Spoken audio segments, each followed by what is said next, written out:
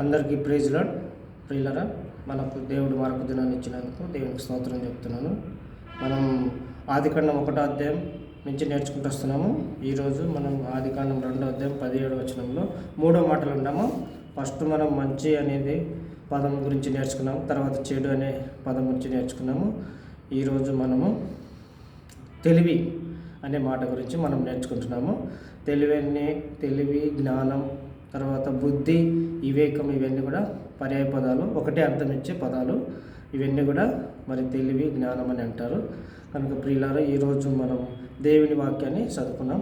మీ దగ్గర బైబిల్ ఉంటే బైబిల్ చదవండి. బైబిల్ లేకుంటే మరి మీరు సెల్ ఫోన్లో కూడా బైబిల్ మీకు అవైలబుల్గా ఉంటుంది. ఫస్ట్ ఫ్లోర్కి వెళ్ళి ఓలీ బైబిల్ అని కొట్టండి. మీకు ఏ భాష కావాలంటే ఆ భాష బైబిల్ వస్తుంది. బైబిల్ అనేది దేవుని గ్రంథం. ఇది మత గ్రంథం కాదు, మార్గ గ్రంథం. దేవుడు మనుషులకు ఇచ్చిన మరి యొక్క లెటర్ అన్నమాట. దేవుడు మనుషుల కొరకు రాసిన లెటర్. కనుక ఈ లెటర్ని మీరు అందరూ కూడా చదవండి. ఏ భాషకు చెందిన వాళ్ళైనా, ఏ మతానికి చెందిన వాళ్ళైనా, ఏ కులానికి చెందిన వాళ్ళైనా, ఏ దేశానికి చెందిన వాళ్ళైనా దేవుని వాక్యం చదివినప్పుడే మీకు దేవుడు ఎక్కడుంటాడు, దేవుడు అనేవారు ఎవరు, ఆయన ఏం చేస్తాడు, ఎట్లుంటాడు, ఏం చేయబోతున్నాడు, ఏం చేశాడు, ప్రజెంట్ ఏం చేస్తున్నాడు అనేది కూడా మీకు పరిశుద్ధ గ్రంథమైన బైబిల్ ద్వారానే మీరు తెలుసుకోగలరు ప్రియులారా. కనుక పరిశుద్ధ గ్రంథమైన బైబిల్ మీరు చదవండి. ప్రభు మిమ్మల్ని మీ కుటుంబాలను దీవించిన గాక. ఇప్పుడు ఆదికాండం 2వ అధ్యాయం 17వ వచనం మనం చదువుకున్నాము.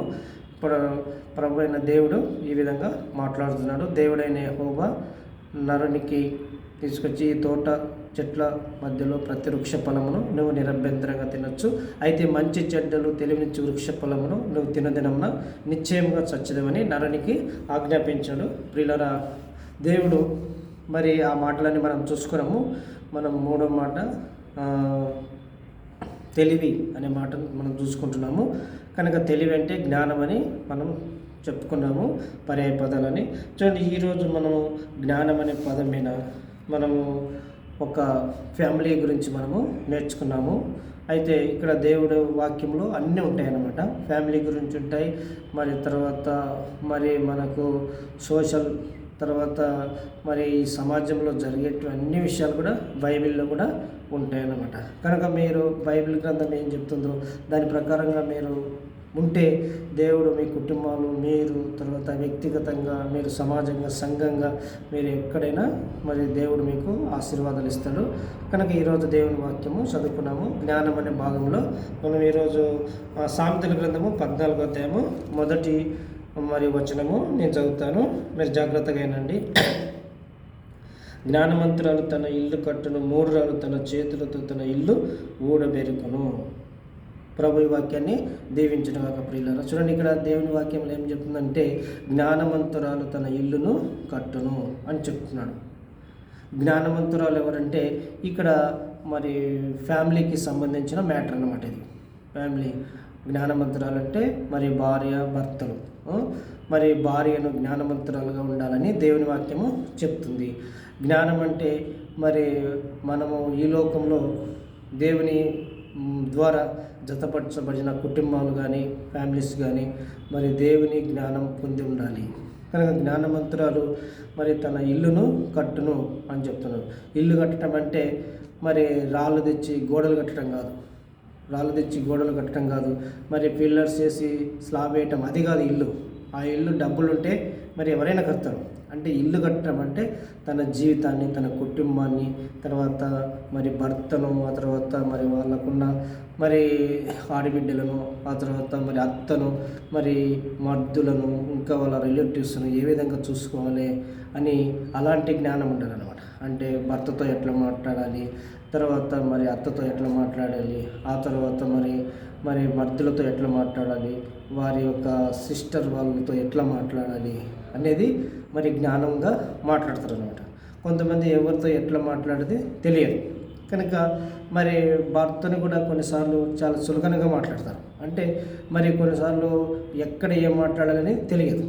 అయితే ఆ విధంగా ఉన్నప్పుడు మరి జ్ఞానం లేకుండా ఉన్న స్త్రీ అని ఇక్కడ దేవుని వాక్యము చెప్తుంది. అంటే ఎక్కడ ఏం మాట్లాడాలి, ఎవరితో ఏం మాట్లాడాలి అనేది తెలుసుకుంటే అది జ్ఞానం అన్నమాట. చూడండి, జ్ఞానవంతురాలు ఇల్లు కట్టును అంటే, ఇల్లు కట్టడం అంటే తన కుటుంబాన్ని కట్టడం. తర్వాత మరి నూతనంగా మ్యారేజ్ అయిన వాళ్ళు ఏం చేస్తారు, కపుల్స్ ఉంటారు కదా, న్యూ కపుల్స్. అప్పుడు వాళ్ళు సంవత్సరం, 2 సంవత్సరాలు, 3 సంవత్సరాలు అయిన తర్వాత మరి కొంతమందికి సంవత్సరంలోనే మరి దేవుడు సంతానం ఇస్తాడు, 2 సంవత్సరాలు సంతానం ఇస్తాడు, 3 సంవత్సరాలు సంతానిస్తాడు. కొంతమందికి చాలా సంవత్సరాలు, 10, 15 సంవత్సరాల తర్వాత ఇస్తారు. అదంతా దేవుని నిర్ణయం ప్రియులారా. అయితే చూడండి, ఎప్పుడు ఏమైనా కానీ మరి దేవుని మరి కుటుంబంలో దేవుని విశ్వాసం ఉంచిన కుటుంబం ఏ విధంగా ఉండాలంటే మరి ఫ్యామిలీ పేరు ప్రతిరోజు చేసుకోవాలన్నమాట. భార్య, భర్త, పిల్లలు ఉంటే పిల్లలు, మరి ఇంకా కుటుంబం, పెద్ద కుటుంబం ఉంటే అందరికీ కుటుంబ ప్రార్థనలో ఏకీవించాలి. ఒకవేళ కుటుంబం ఏకీవించలేదనుకో, నీ మటుకు నీవు మరి భార్య, భర్తన్న మరి చేసుకోవాలి. కొన్నిసార్లు పిల్లలు ఉంటారు, పిల్లలు కూడా ఏకీవించాలి. కనుక వాళ్ళు ఏకీవించకపోయినా పర్వాలేదు, కుటుంబ ప్రార్థన అనేది కంపల్సరీ అనమాట. ఎందుకంటే మరి మీరు వాగ్దానం చేసేటప్పుడు మనము వాగ్దానం చేస్తాం కదా, అందరికీ మ్యారేజ్ అయిన వాళ్ళు ఉంటారు, కానీ మ్యారేజ్ లేని వాళ్ళు కూడా మీరు వింటున్నారు, మంచిది. కానీ ఇప్పుడు చూడండి, మరి మనం ఏమని ప్రమాణం చేస్తామంటే వాక్యంతో దినాన్ని ఆరంభించి వాక్యంతో ముగిస్తాము అని ఇక్కడ ప్రమాణం చేస్తాం అనమాట. అదేవిధంగా మనము మరి ఆ ప్రమాణం ప్రకారంగా వాక్యంతో దేవుణ్ణి మరి దినాన్ని ముగించాలి. అదేవిధంగా మరి భర్త విషయంలో ఏమని ప్రమాణం చేస్తామో, భర్త నాకు శిరస్సు, అన్ని విషయాల్లో నేను అతని మాట వింటాను అని చెప్తున్నాం. చూడండి, మరి శిరస్సు అంటే మన బాడీలో చాలా ప్రాముఖ్యమైన మరి పార్ట్స్ అనమాట. మరి శిరస్సు ఏ విధంగా మనకు ఆలోచనలు ఇస్తే మనం ఆ విధంగా పోవాలి. మనం శిరస్సు ఒక విధంగా ఆలోచన ఇచ్చి మనం ఒక విధంగా రియాక్షన్ చేసినామనుకో, అప్పుడు మన శరీరానికి ప్రమాదం చెప్తుంది. సపోజ్ చెప్పండి, ఇప్పుడు మనము ఒక డ్రైవింగ్ చేస్తున్నప్పుడు స్పీడ్ బ్రేకర్ వచ్చింది అనుకోండి. స్పీడ్ బ్రేకర్ వచ్చినప్పుడు అప్పుడు మన మైండ్ ఏం చెప్తుంది, స్పీడ్ బ్రేకర్ వచ్చింది, స్లో చేసుకోమని బ్రేక్ మీద కాలు పెట్టమని చెప్తుంది అనమాట. అప్పుడు యాక్సిలేటర్ నుంచి కాలు తీసి బ్రేక్ మీద కాలు పెట్టినప్పుడు స్లో అవుతుంది బండి. లేదు, నేను బ్రేక్ మీద కాలు పెట్టను, నేను యాక్సిలేటర్ మీద కాలు పెడతాను మనము మైండ్ చెప్పినట్టు మనం వినలేదనుకో, అప్పుడు బాడీ అంతా ప్రమాదంలో పడిపోతుంది, దెబ్బలు తగులుతాయి, ప్రమాదం జరుగుతుంది, బ్లడ్ వచ్చేస్తుంది, మరి చనిపోయే ప్రమాదం ఉంటుంది అనమాట. చూడండి, ఆ విధంగా అంటే హెడ్ అంటే మన శరీరానికి ఎట్లా మనకు క్షేమంగా మనకు ఆలోచన ఇస్తుందో, మరి దాని ఆలోచన ప్రకారం మనం వినలేదనుకో, మనం చాలా ప్రమాదం లేదు. అదేవిధంగా భర్త అనే వ్యక్తి కూడా కుటుంబానికి హెడ్ లాంటి వాడు. చూడండి, మనం భర్త మాట వినాలి అని పరిశుద్ధ గ్రంథం బైబిల్ కూడా చెప్తుంది.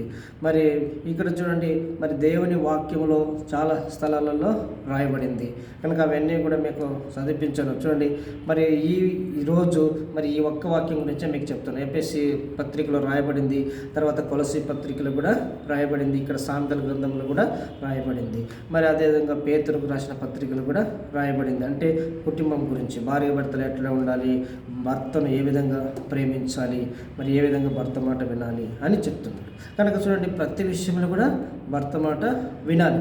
విన్నప్పుడే నీకు దాని ద్వారా ఆశీర్వాదం అన్నమాట. ఒకవేళ భర్త మరి మాట విన్నప్పుడు మీకు నష్టం కలుగుతుంది అనుకో మీ కుటుంబానికి, అది మరి అప్పుడే కాకుండా తర్వాత ప్రార్థనాపూర్వకంగా భర్తకు చెప్పాలి. ఏమంటే మీరు ఈ విధంగా చెప్తే మరి మీ మాట నేను విన్నాను కాబట్టి మీకు లోబడ్డాను, మీ మాట విన్నాను కనుక ఇక్కడ మనకు నష్టం వచ్చింది, లాస్ వచ్చిందని చెప్పుకోవాలి. ఆ విధంగా మరి చెప్పినా కానీ వినలేదనుకో, అప్పుడు నువ్వు భర్త మాట వింటూ నువ్వు ప్రార్థన చేయాలి. అప్పుడు దేవుడిని ప్రార్థన అలగిస్తాడు. లేదు ఇది చెడు, మరి భర్త చెడు చేస్తున్నాడు, నేను భర్త మాట వినను, నేను అవిధేత చూపుతా అంటే నువ్వు దేవుని వాక్యానికి అవిధేత చూపి నువ్వు ప్రార్థన చేసినా దేవుడు ఆలగించాడు. ఎందుకంటే దేవునికి తెలుసు కాబట్టి నువ్వు దేవునికి మరి అన్నీ కూడా చెప్పాలి.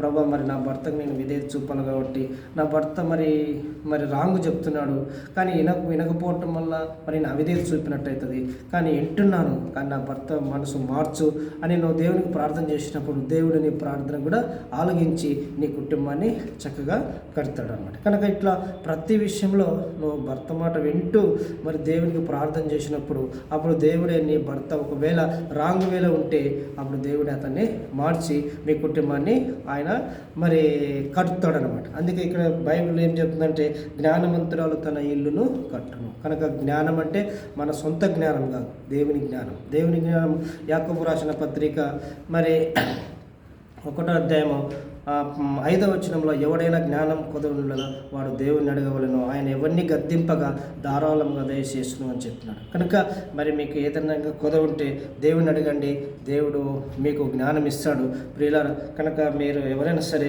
దేవుని వాక్య ప్రకారంగా మీ భర్తలకు విధేయత చూపండి. అప్పుడు మీ కుటుంబం క్షేమంగా, మరి తర్వాత సంతోషకరంగా, సమాధానకరంగా, ఆశీర్వాదకరంగా ఉంటుందని ప్రభు పేరిట మీకు తెలియజేస్తున్నాను. చూడండి, 2వ పదం ఏముందంటే, మరి మూర్ఖురాలు తన చేతులతో తన ఇల్లు ఊడబెరుకును. కనుక మూర్ఖం అంటే మరి భర్త మాటకు ఎదురు తిరగటం, ఎదురెదురు మాట్లాడటం, భర్త ఒకటి చెప్తే ఇంకొకటి చెప్పటం, దానికి మూర్ఖంగా ప్రవర్తించడం. అలాంటి మీరు గుణం కలిగి ఉన్నారనుకో, అలాంటి మరి మనసు మీకు ఉందనుకో, మీ కుటుంబాన్ని మీరే చెడగొట్టుకుంటారు. చూడండి, ఇక్కడ రాయబడింది ఏంటంటే, మూర్ఖురాలు తన చేతులతో తన ఇల్లు ఊడబెరుకును అని రాయబడింది. కనుక ఆ విధంగా కాకుండా మరి యేసు ప్రభు కూడా చెప్పాడు, మరి నా మాట విని వాటి చొప్పున చేయవాడు బండ మీద తన ఇల్లు కట్టిన బుద్ధిమంతుని పోలి అని చెప్పిన. బుద్ధిమంతుడు అంటే ఇక్కడ స్త్రీకి వస్తుంది, మరి పురుషునికి వస్తుంది అన్నమాట. బుద్ధిమంతుడు అంటే మరి ఇక్కడ పురుషులకే వస్తుంది కదా అని అనుకోకండి. కనుక దేవుని వాక్యము మరి స్త్రీ పురుషులకు రాయబడిన వాక్యం అంతా కూడా అందరికి సమానంగా వర్తిస్తుంది. కాబట్టి కనుక ప్రియులారా, ప్రభువు మిమ్మల్ని మరి ఇక్కడ ఈ వాక్య ప్రకారంగా మీకు దేవుని వాక్య ప్రకారంగా మీకు విధేయత చూపండి. మరి స్త్రీలారా, దేవుడు మీ ప్రార్థన ఆలగిస్తాడు, మిమ్మల్ని దీవిస్తాడు, ఆశీర్వదిస్తాడు. మీరు సేవకురాలు అయితే మీ సేవను దీవిస్తారు, మీరు విశ్వాసులు అయితే మీ కుటుంబాన్ని దీవిస్తారు, మీరు ఎంప్లాయీస్ ఇంకా మరి బిజినెస్ అయినా కానీ మీ అన్ని విషయాల్లో దేవుడు, అన్ని కోణాల్లో దేవుడు మిమ్మల్ని దీవిస్తాడు. ఆ విధంగా ప్రభు సహాయపడిన కాక, ప్రభు మిమ్మల్ని మీ కుటుంబాలను దీవించను కాక. మీ కొరకు చిన్న ప్రార్థన చేస్తాను. ప్రేమగల తండ్రి, దయగల దైవ, మరి సామెతల గ్రంథం 14వ అధ్యాయం 1వ వచనం చదువుకున్నాం తండ్రి. జ్ఞానవంతురాలు తన ఇల్లు కట్టిన మూర్ఖురాలు తన ఇల్లును ఊడబెరుకునని చెప్పినావు తండ్రి. మరి మూర్ఖురాలుగా ఉండకుండా మీ బిడ్డలు, మీ అంది విశ్వాసం ఉంచిన బిడ్డలందరూ కూడా జ్ఞానవంతురాలుగా ఉండి వాళ్ళ ఇల్లు కట్టడానికి సహాయం చేయండి. తద్వారా వాళ్ళ కుటుంబం ద్వారా అనేక కుటుంబాలకు మాదిరికరంగా ఉండేట్టు మీరే సహాయపడమని, కృప చూపమని మా ప్రార్థన ఆలగించినందుకు స్తోత్రములు చెల్లించుకుంటూ యేసుక్రీస్తు నామమున వేడుకుంటున్నాం తండ్రి. ఆమేన్. God bless you. మంచిది ప్రియులారా.